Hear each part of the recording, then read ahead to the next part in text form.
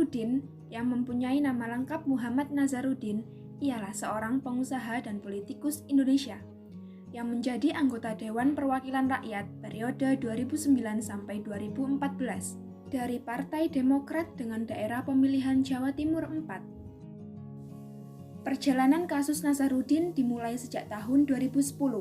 Ia mengatur proyek pembangunan Wisma Atlet di Jakabaring, Palembang, Sumatera Selatan yang berperan sebagai fasilitator. Bukan hanya itu, ia juga menawarkan bantuan kepada sejumlah perusahaan untuk mendapatkan proyek dengan iming-iming mendapat sejumlah fee untuk dibagikan bersama Kementerian Pemuda dan Olahraga. Perjalanan kasus Nazarudin terus berlanjut.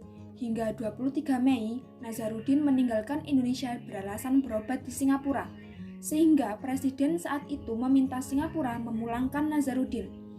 Kemudian 7 Agustus ia ditangkap di Kolombia. Itulah sekilas perjalanan Nazarudin. Berikut merupakan kerjasama internasional dalam pencegahan korupsi dengan kasus Nazarudin. Oke, terima kasih.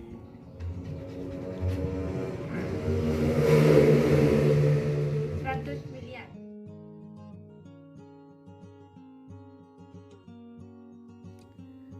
Berdasarkan Detik News Selasa 22 Maret 2022 dalam Forum Interparliamentary Union IPU ke-144 yang digelar di Bali membahas isu pemberantas korupsi yang berkaitan dengan kebijakan internasional. Dalam kesempatan itu, perwakilan dari Indonesia memaparkan kasus korupsi suap Wisma Atlet yang dilakukan oleh Nazarudin. Kerjasama internasional seperti ekstradisi, pemindahan terpidana, pemindahan sidang pidana, dan kerjasama penyelidik bersama itu tidak efektif untuk menindak tindak pidana korupsi lintas batas negara. Mekanisme itu tidak dirancang untuk menindak korupsi sebagai kejahatan yang pergerakan cepat.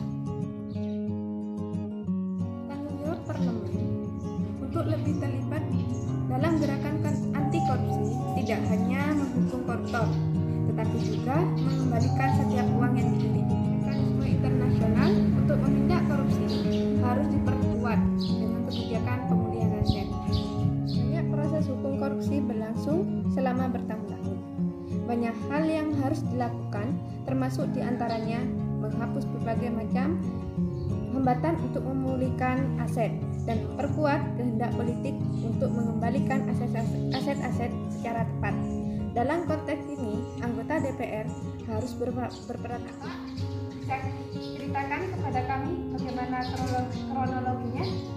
Jadi begini, uang yang sudah dikomplain dari Wisma Atlet itu sebesar kurang lebih 20 miliar. Berapa uang yang diterima oleh teman Anda?